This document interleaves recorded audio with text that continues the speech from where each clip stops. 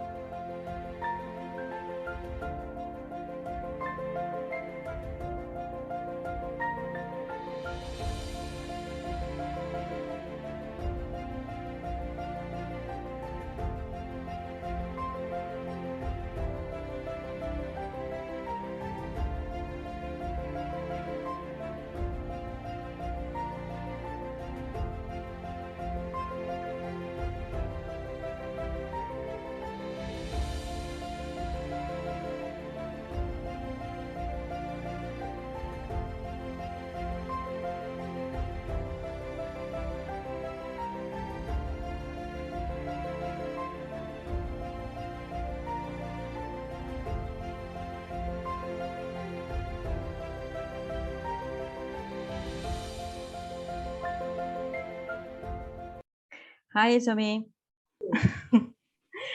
So good to see you today. Can you please introduce yourself to our audiences today? Hello, I'm Izumi Ueda Yuu. Thank you for being here. I'm very excited and looking forward to spend time with you. Thank you very much. Thank you. We are also excited to have you here today. So I'm going to start with the questions. Your work is autobiographical. Tell us about its connection to Ocean is There. So how that happened or what the connection, yeah.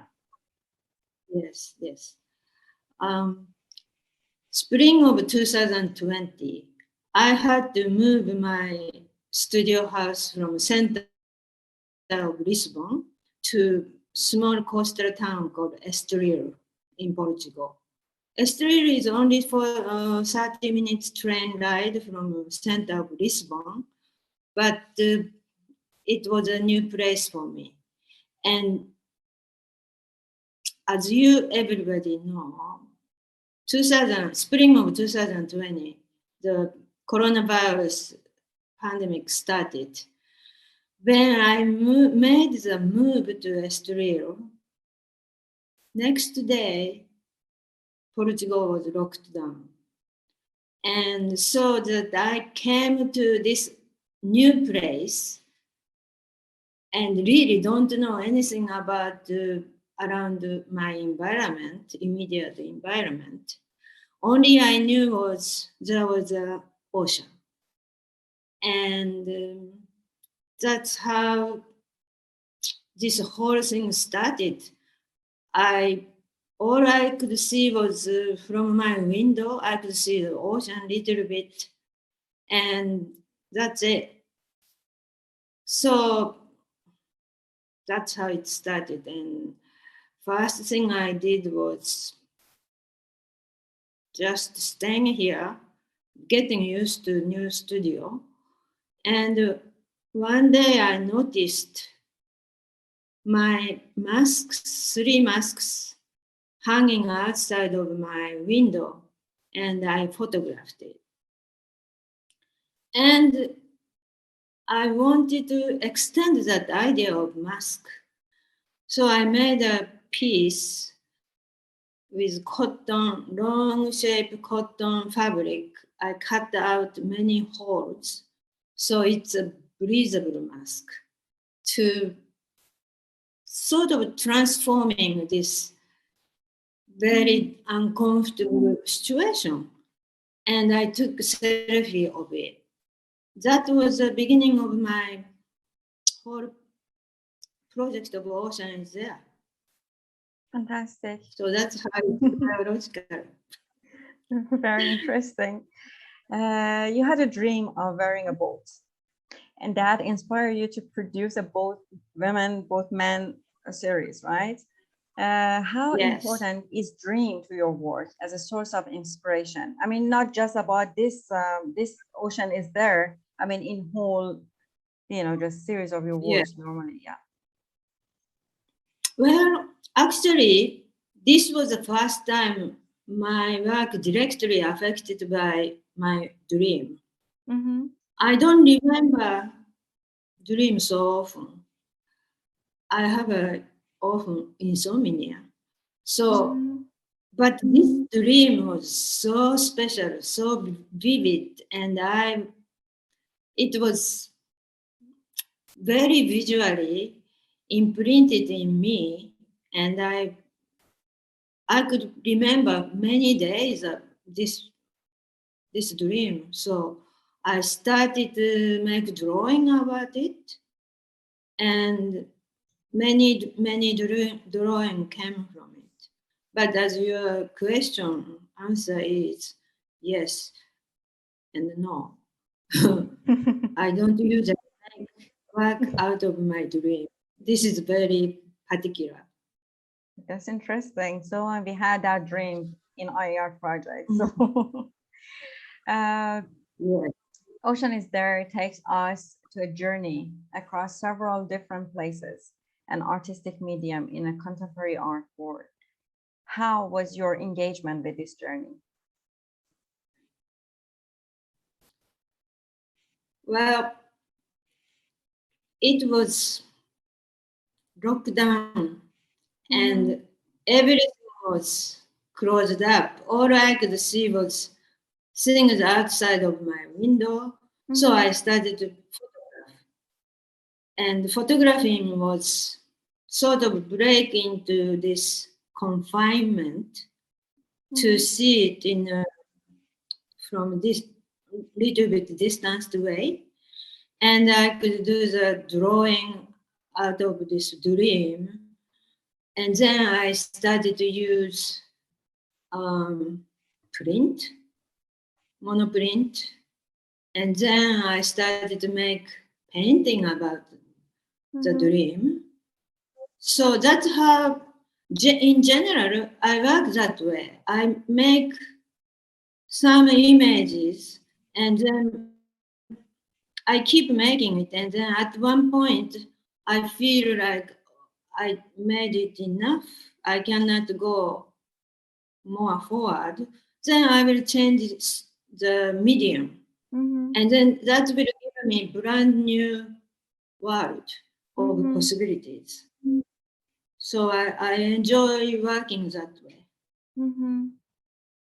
Yeah, that's and also just you mentioned before for whoever they don't know, maybe that they haven't read your statement about its relationship somehow to your childhood memories and to your father, right? So just that some of this, just the ocean is there somehow, just and then that the can you explain more about that dream, that exactly what you saw in your dream? Then they can find the connection somehow, maybe. Yes. I was really looking forward to move to this house because ocean was there. It's only 7 minutes walk from my new place. And but because of it, road to the ocean was closed because of the lockdown. So that will, and then I could hear the sound of ocean nighttime every now and then. So that the sense of ocean is there was very enlarged in my world. Because when you don't see, you cannot see it. The thing get very enlarged and you started to imagine and things like that. So then along that way, since I grew up by Pacific near Tokyo area, ocean was very, very familiar to me. I was always spending time with my father, especially with ocean. He was a sailor then, and he had so many episodes on the boat in the world travel. And one of the things he talks about fog phone when they go into the London, then it's famous, right? There's a fogs in London, and the boat cannot see anything, so they will make this loud noise of the horn, and then the horn echoes back to you, the pilot of the captain of the boat, and then that's how they drive this boat. So ocean is filled with so many mysterious stories, and besides that, I was very familiar with it, and that's why it was very interesting to me to keep going to creating within this theme. Is that answered your question? Yes, yes, yes. So your works are very poetic, and I love that about your work. So does this have any connection to your Japanese roots? Thank you. I think so. I realized, but I didn't realize until I left Japan. I left Japan, I was living in US, and of course I was homesick, and you don't know how wonderful your home is until you leave it. Yes, you know true. it. Yes, So, I know it very well. Right. So that's how it's happened in America. And I was born 1948, which was 3 years after the end of Second World War. And the Tokyo area was burned flat. And the landscape was you can see forever to the horizon because there wasn't any long, tall buildings. And I was little, and my parents are very busy making life after this chaos of war. I grew up with my grandmother. We spent a lot of time together, and everything we did was by walking. So the thing was very slow. I think in a general child's life, time goes very, very slowly, not like adults, rhythm. But that slow, very slow life probably affected me very much. Also, my grandmother had shelves for God. She has an offering shelf in every room in our house, like entrance room. She has a little shelf, and kitchen, bathroom, living room as well. And she put freshly cooked rice and water and green leaves from our garden every morning, refreshed. And she prayed in front of the shelf, and little I was behind of her and supposed to do this, which means I didn't, I had lots of questions and I didn't necessarily believe God. I was almost afraid of it. But that really developed inside of me, as in I became very interested in animism, which every object, every life has its own spirit, and we can really adore it and care about it. And I think that is very much based on my work. Very interesting. Thanks for sharing that with us. So another my question pleasure. is, reputation is an important part of your work, if I'm not mistaken. So how do you feel about that? Does it happen by purpose or it's unconscious? Sorry, could you tell me again? Reputation. Oh, repetition. Yes. Okay. Repetition is a beautiful thing, I think, because you make one thing. For example, you make, in this case, I made a drawing of boat woman, and that doesn't hold everything. Then I have a naturally desire to make another drawing of boat woman, and then the third will come, and then between second and third, I will feel certain different things, and then keep going to fourth.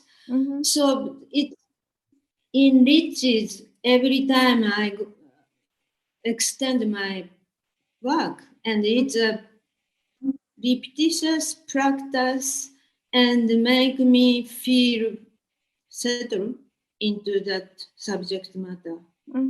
It So can be a way of thinking and feeling, right? So just yes, yeah. So it's not just thinking first; it's feeling first, yes. and then sort of watching that feeling, and then keep practicing, and then it's in the end. Wow! I made so many this image. Yes. That kind of thing. Yes. Amazing.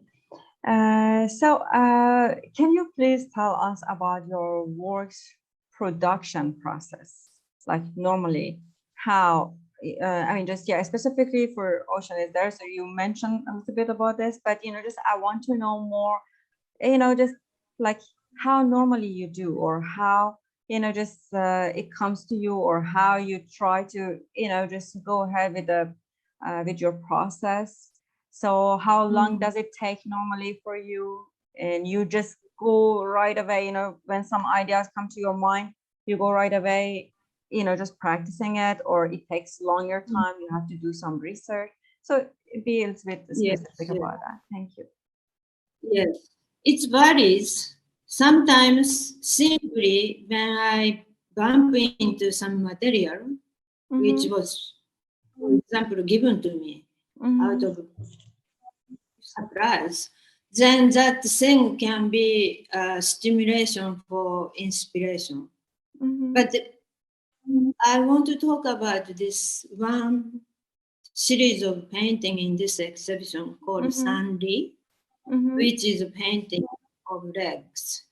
And Sanri means san is three, number three. Ri means distance, measurement in old Japanese way.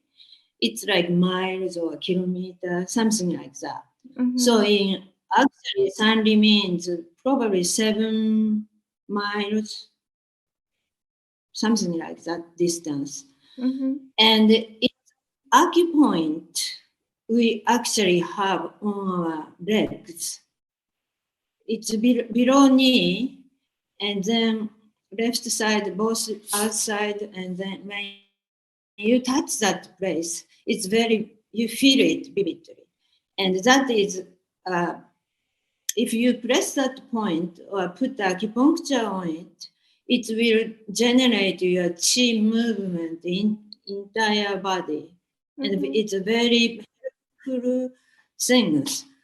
But anyway, I did that first painting of this Sanri was when this house I moved into, it was very cold. 2020 winter, even in Southern Europe, it was very cold. Doing this, and then pandemic happened. I couldn't go out to get any heating new system, so I was cold, very cold, my feet especially. So I thought, okay, maybe I can make a painting and heat my. It's an experiment. I like to do experimental work. My work is essentially very experimental always. So I made drawing of red, warm color with watercolor to see if my leg will feel warmer with this color. So that was where this series started. And then soon there was a full moon, and I wanted to incorporate my leg painting with somehow full moon. So I made image something like that. So that's how my work sort of started to develop. Something right in front of me, and then I very often want to solve the problem or make feels better or something like that. Because when everything is perfect, we don't have too much desire. So when something is shadowing, something is lacking, I want to maybe I want to work on it and see some opening might come out. So that is very much my production process. Very interesting. So tell us about the selection of your materials. Like you explain how, just the process is, but so how you feel or you think, this specific materials can be, just be suitable for that idea. Yes, right. I'm very passive about selecting material. I feel like materials come to me, to my hand. Somehow, because yes, when I was living in US, I used lots of found objects as a material. Because there are wonderful things on the street in US those days. And I was poor. I was young and poor, starving artist. So that was the perfect ideal thing to use. And it's interesting because found objects already have an embedded meaning. Yeah. Someone did something with it, and then there are already stories, and I could sort of, connect with that story sometimes. Or when I moved to, I should say this, I used tea bags as a material.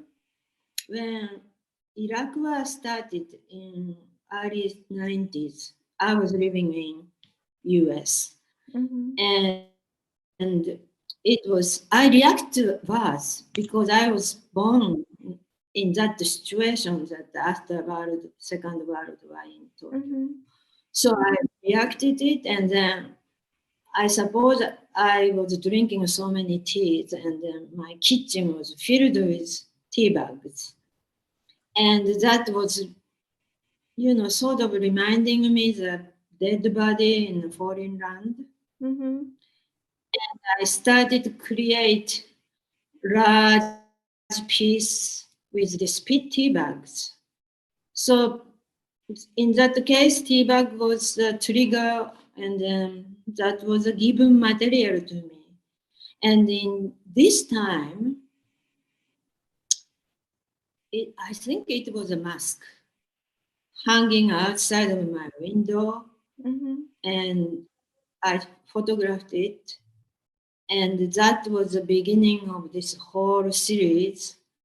So I feel material really come to me because if I go to of course I go to art shop, supply shop, and then buy papers and then paint and things like that. But those are matter of the fact and not that inspirational. So material can be very inspirational and meaningful for me. Yeah, so just you are always alert to whatever happening around you and about you have a special care about the objects and the materials around you. That's how, just you can catch the Yes, materials and use them and transform I'm them interested somehow in it. into artists. That's very Yes. interesting. Yeah. So I have a few more questions for you. And one of those is like, can you explain how you Yes. investigate the boundaries in your work? Do you have any boundaries in your work, or, you set some boundaries in your works, or, just, yeah, if you can explain about that. Do you have any at Well, all, or in that, your? that boundary is getting smaller and smaller as I live in my life Mhm, because I have a luxury of spending all my lifetime with art now. I mhm, work 24/7. That doesn't mean I'm eagerly painting or anything, but my time is in that space of mhm, creative life. So my daily life is very close to my creative life. My creative life is very close to my daily life. mhm. It wasn't like this when I was young. Because I think I have very huge responsibility now. I, my children, my family are grown up. Mhm. My job, I taught a little bit, but that is, I don't have to do that. So I spend my time in that space. Very good. So, It's very lucky. yes, very lucky you.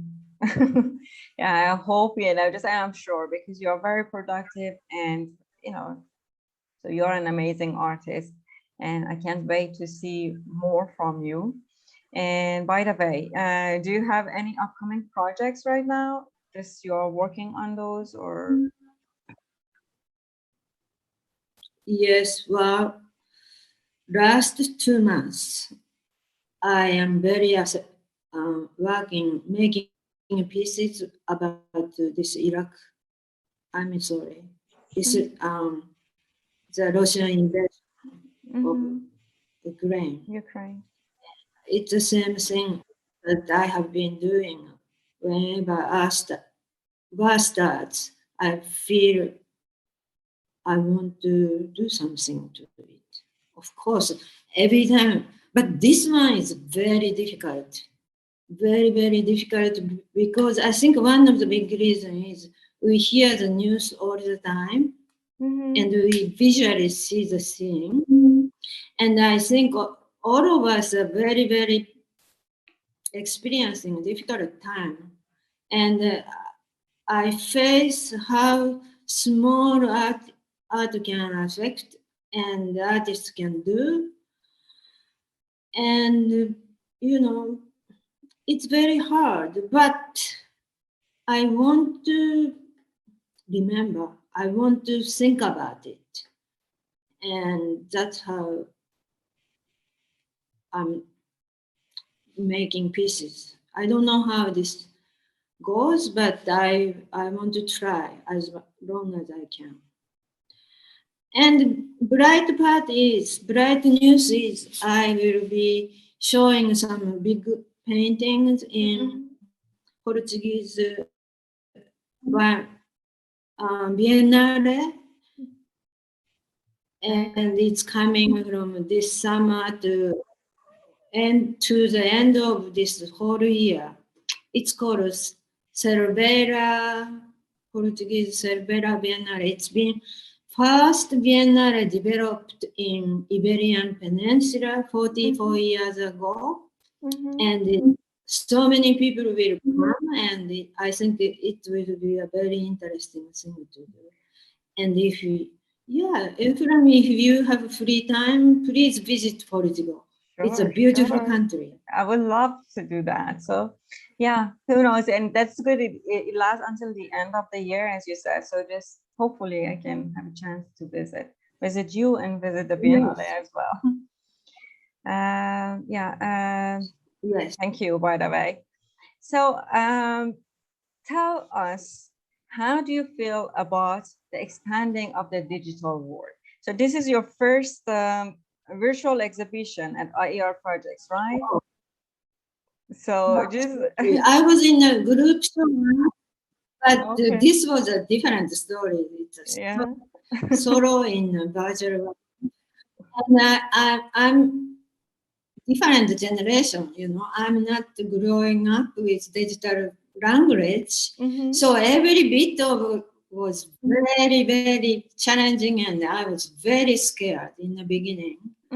So, but working with you step by step, somehow this happened, and I think it's wonderful. It's a great opportunity. Otherwise, I will never have a chance to share my work to this big, space. Anybody can see it in the world if they want to. That is a very special thing.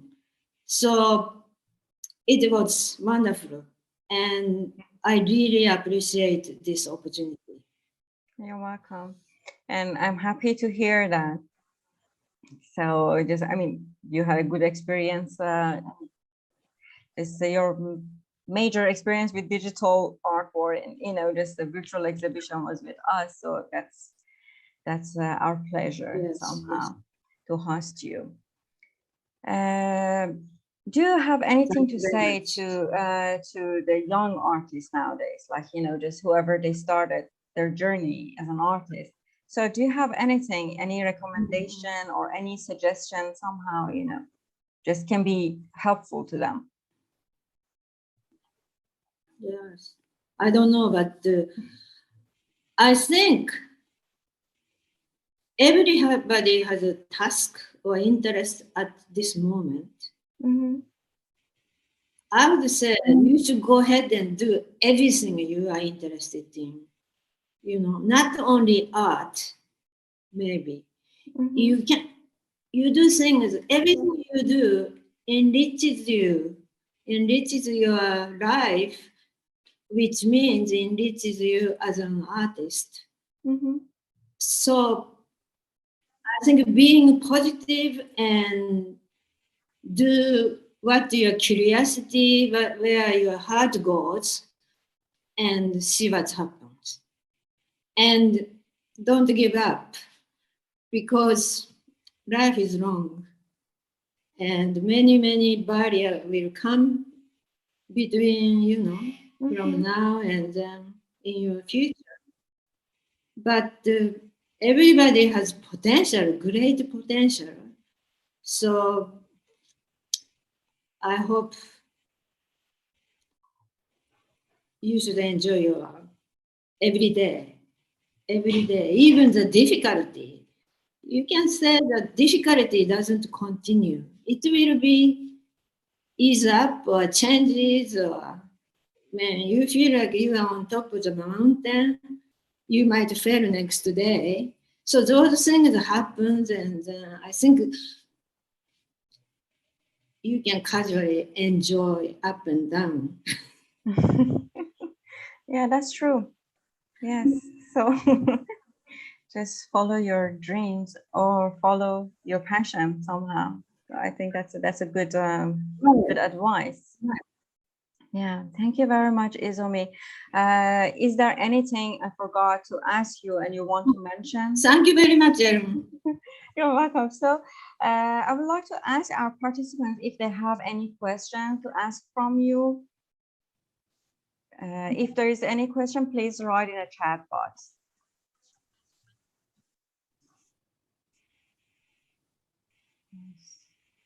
I think everything was clear to everyone. Okay. So there is no questions at the moment, but if there is any or anyone ask, I will get back to you, and then just I'll be in touch with you to ask those questions. And yeah, oh, there is one question. Just hold on.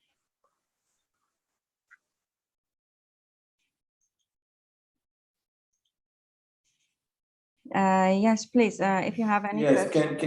Can you hear me? Yes, yes. Yeah.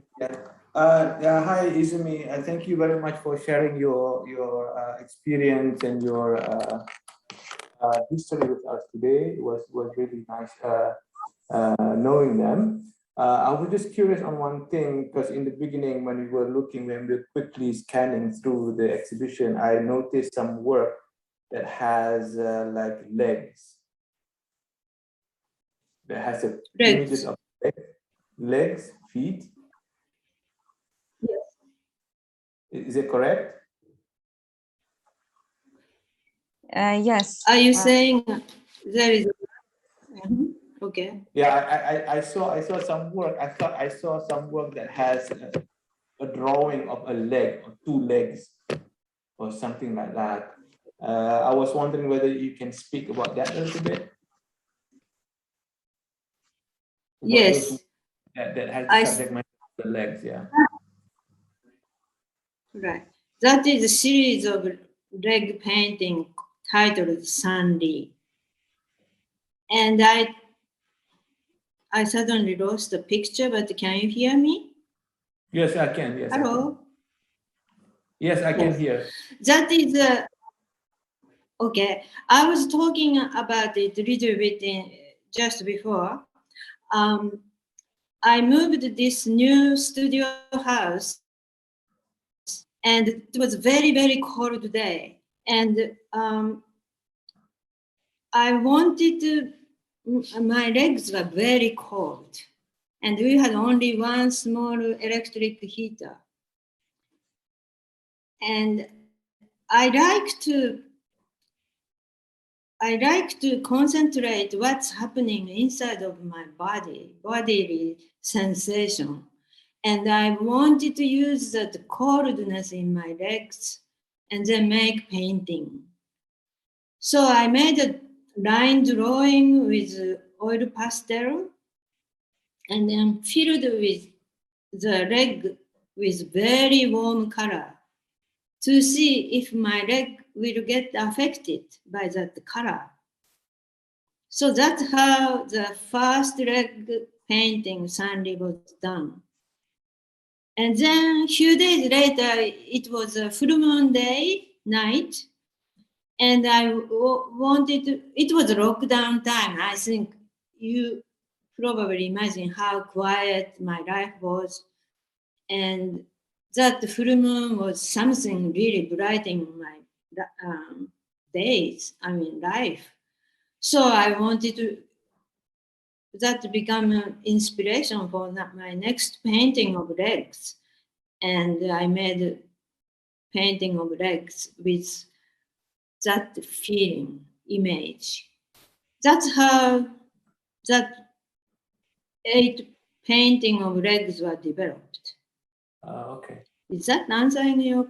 Yeah. There was an interesting thing that you said just now. Because I was just curious about that painting, and now something that you said just now, that you paint the leg red, and to do in order to, you want to see whether your leg will get warm or not, right?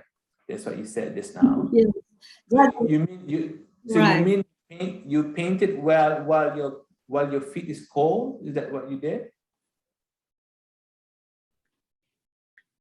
I painted what? Sorry. When you do the painting, you did the painting right away when you come into the house when your feet is still cold. Is that what you did?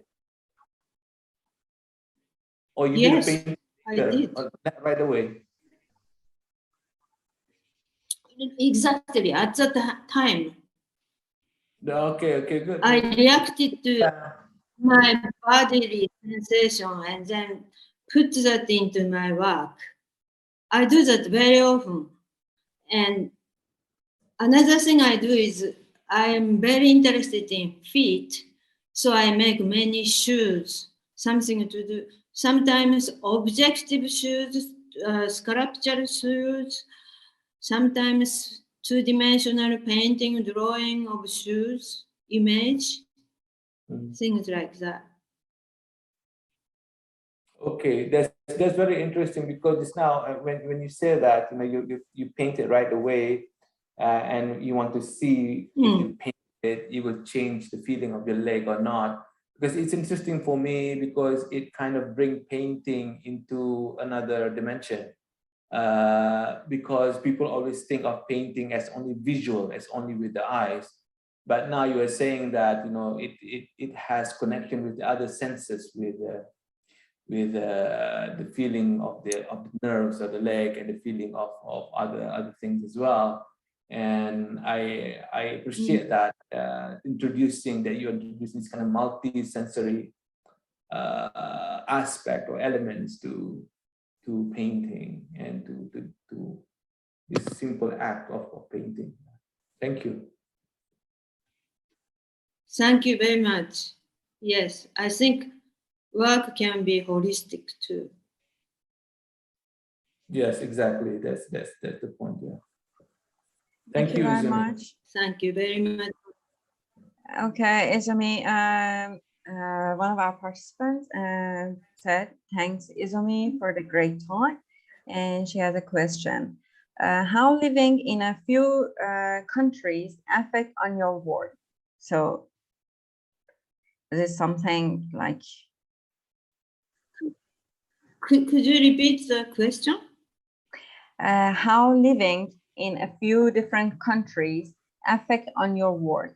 So because you were living in Japan and then US, Singapore, and now in Portugal. So how was that? Yeah. I think it's affect a great deal. That I have to always question that identity I thought I had. Because when I go to different place,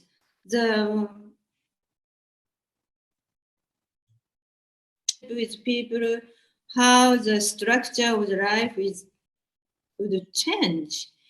And that naturally, how I started to think about what my experience up to that point was. And it's not necessary to adjust to it, but I have to read. It's not have to, it's automatically, I'm constantly redeveloping myself with in that to not lose myself, but I don't have to cling on to that old myself. I can always change myself because there are lots of positive, wonderful things in a new place, and it makes my life more, I think, freer and understanding others than my own culture background. So I think that way very fortunate. I'm not talking about pains, which of course there are lots of pains because every time you change places, you are starting from nothing. Yes. And have to learn so many things. But the reward is very great. That's very good. Is there any more question?